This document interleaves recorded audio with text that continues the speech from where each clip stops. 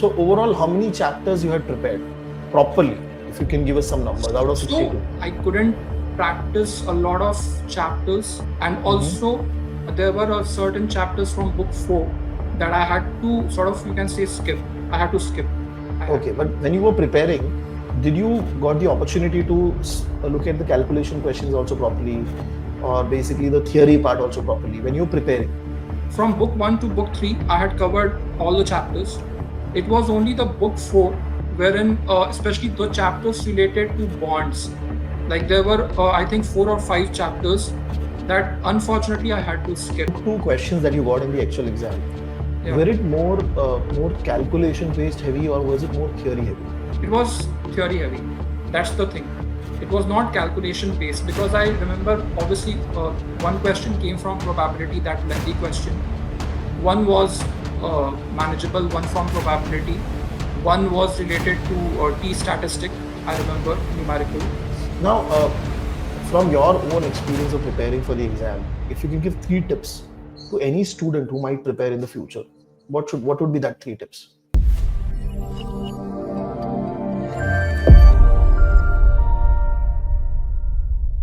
Hello guys, I hope everybody is doing good. Hi, this is Ganesh Nayak. I help finance professionals and students to excel in their career and become a better version of themselves. And I also help students who are preparing for competitive exams in finance like CFA, FRM, ACC, SCR. And today I have with me one of my students who's been able to clear the FRM level 1 attempt exam. And he's going to be talking about his journey of preparing for the exam and also what are the challenges that he faced. Okay, right now he is in US and it's like around 1 a.m. and he's helping us with this interview. So first of all, thank you very much, Akshomya, for taking out time and talking to us.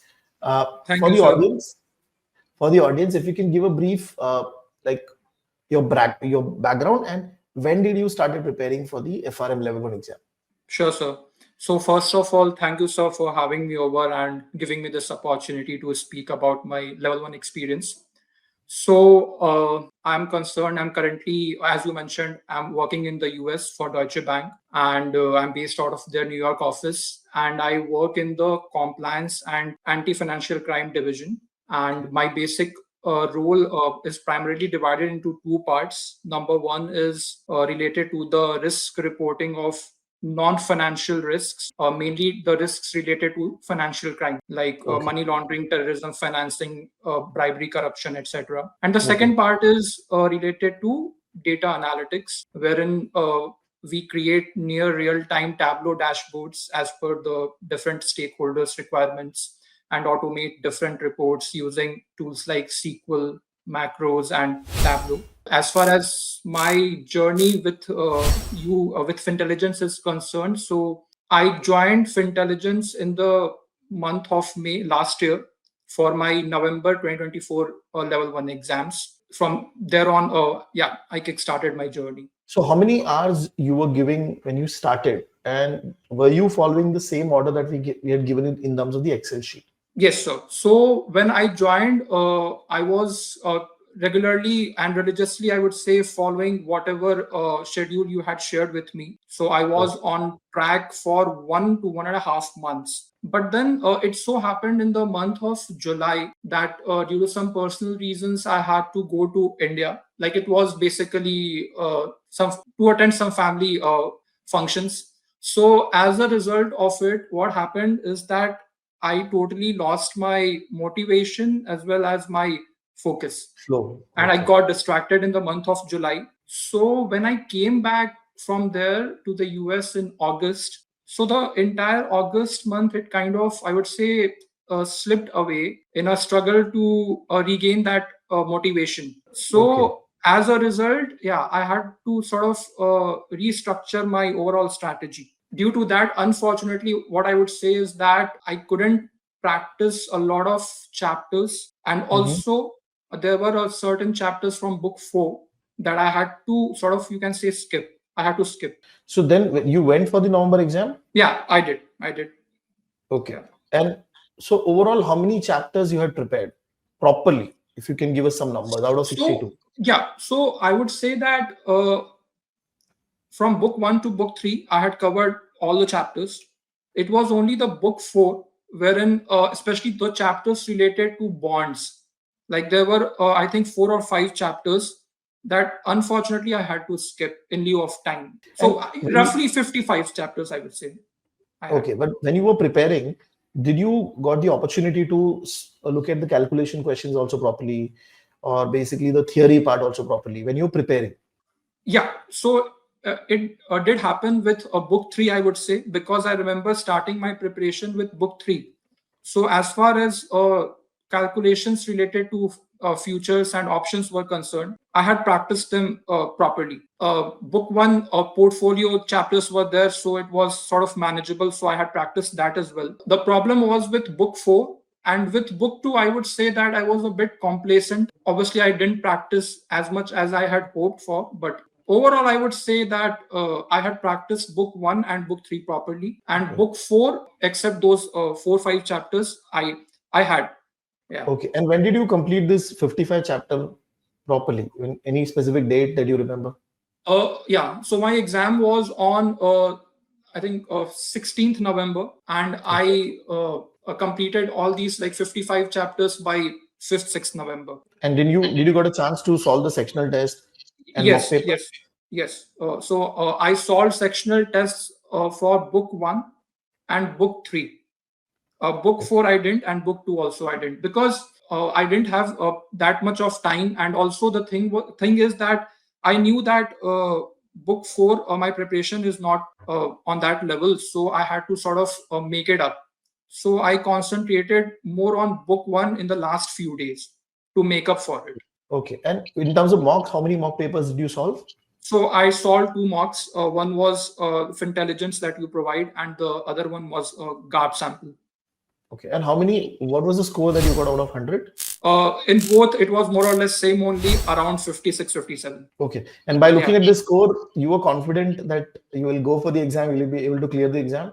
Sir, I always knew that I was on a borderline because the Okay. thing is that I have done my master's in finance. So I knew that book three is something I can manage definitely. And book four also, even though I haven't practiced those bond chapters, still I was like, for me, it felt like it's manageable. Book one, as I told you, that in the last few days, I knew that this is going to be my savior. So I concentrated on book one properly, solved everything. So I knew that I am on a borderline and I will definitely need some luck as well on the exam. But Okay. I knew that there's a high chance that I will be able to crack it. Okay. Okay. Now, on the day of the exam, Yeah. okay, when you entered the center, you started solving. Yeah. What happened in that first 1 hour? In the first hour, it was like a setback for me, honestly. The reason being that whatever numerical questions were there in the initial few questions only, and Okay. they were very lengthy. And they were from book four.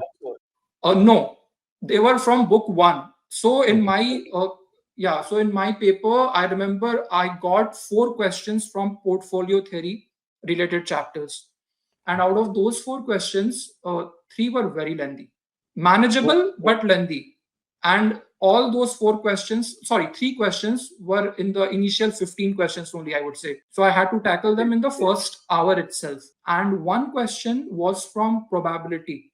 That was also a very lengthy question, so it kind of, like, I So did you remember after one solve, hour I had solved only 13 or 14 questions but after did you 1 hour. solve those 4 questions also, or did you flag them and went ahead?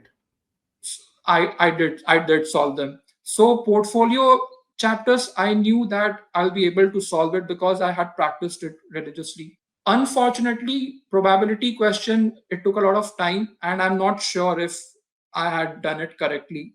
So it kind of, like, I kind of wasted my time there. But I would say that after 1 hour, it was somewhat much better, because whatever numerical questions were there, they were in the initial portion of the uh, paper. And then Yeah. after 1 hour, you were able to manage the speed.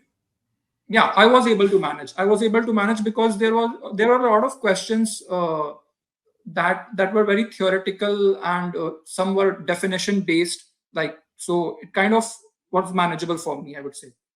Okay. So I think Yeah. so. The initially they put you a difficult question, primarily to break your morale, to make you doubt yourself in the Yeah. actual exam. But overall, you were able to complete all the 100 questions properly. Yes, sir. I was able to complete all the 100 questions in 3.5 hours. Okay. And also, with respect to the calculation and the theory part, how many questions overall, if you remember, that were Yeah, I calculation based? remember. So, numerical questions were around somewhere around 20. It was a theoretical paper for me. Yeah, as I said that the initial questions were only numerical based, so I thought that it is going to be quant heavy, but that was not the case. I think Okay. around 80 questions were theoretical, and as a But those, result, I was able to complete it in 3.5 hours. okay, but those theory questions were manageable. Yes or no?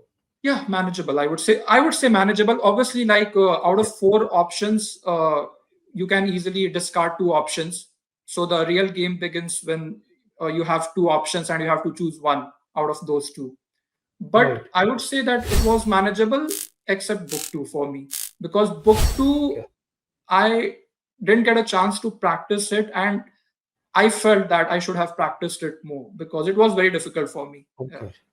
Okay. Okay. Got it. yeah. Got it. Now, when you was so time management was not a problem. Time Okay. management was not a Theory, problem. theory Initial was 1 hour was very difficult. I think 13, 14 questions only. But after that, it was not a concern. Time was not a okay. concern. Now, I just want to make a point over here because a lot of students they get the difficult questions in the initial hour and then they start panicking. Yeah. So one thing that we can think about from your situation is that you once you overcome those difficult questions, the next 100, next 80 questions, 70 questions will Yeah. be slightly easy, Yeah. right? So you have to have that faith that I will go till the end Yeah. and look at all the questions and I will not panic, basically. For So sure. interesting. For sure, I can say so. Say that. So, yeah. Because the initial 1 hour was very difficult for me. But after that, I would say that I felt very happy. Okay, Yeah. okay. And when you came out of the actual exam, so what was your confidence level regarding passing the exam? Same, I would say, as it was with mocks. Like I knew that I'm on a borderline. That's what I So knew. you were Yeah, expecting around 56, 50, 55, 56. yeah, yeah. Same. Yeah. Okay. Now, when the results are out, what is the quartile that you've got? So the quartiles were 1, 4, 2, 3. Oh, Yeah, okay. So you got all the quartiles properly, and book two you got fourth quartile. So you yeah. had prepared for book two, right? Book two I got 4, and book four I got 3. Book three 2, and book 1 1. But book two you had prepared properly. You had seen the videos, but you did not solve the Sir, I questions. would say that I was a bit complacent there. I thought Acha. that coming from an engineering background, obviously I would be able to crack it. But Okay. I realized much later that I should have practiced it properly. Uh, to Okay. focus more on book three, I kind of neglected book two. I didn't solve as many questions as I should have. But the book two questions that you got in the actual exam, Yeah. were it more calculation based heavy or was it more theory heavy? It was theory heavy. That's the thing. It was not calculation based because I remember obviously one question came from probability, that lengthy question. One was manageable, one from probability. One was related to T statistic, I remember, numerical. And rest So all questions overall it was had theory. Overall it was theory, theory. theory, sir, and that chapter, like a simulation bootstrapping chapter. I think from that chapter also I got like 3, 4 questions, theoretical questions. I asked this question explicitly because I have a lot of students who, before starting their journey, they basically doubt that, okay, because there is quant and I have not studied quant, it is going to be tough for me because there is a lot of calculation. But the reality in the actual exam is very different. Even though that book is quant driven, Yeah. the question that you're getting is more theory, more understanding based. Yes, that's right. That's right. So I For purposely me, asked that at least question. that was the case. Yeah, with book two, sir. Okay. Yeah.